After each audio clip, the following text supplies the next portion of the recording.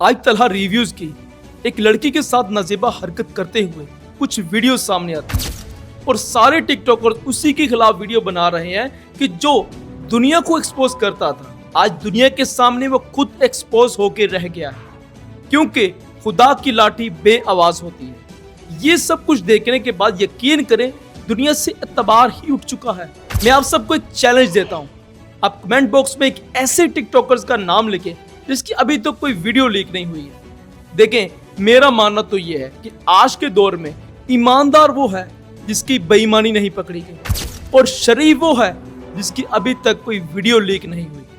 देखें, सारी बातें छोड़ें, सिर्फ एक सवाल का जवाब दें कि जब आप ये सब कुछ कर रहे होते हैं, व्हाटएवर आप जो भी इसको नाम दें, आप जब ये सब कुछ कर रहे होते हैं तो आप इसके बारे में वीडियो क्यों रिकॉर्ड करते हैं?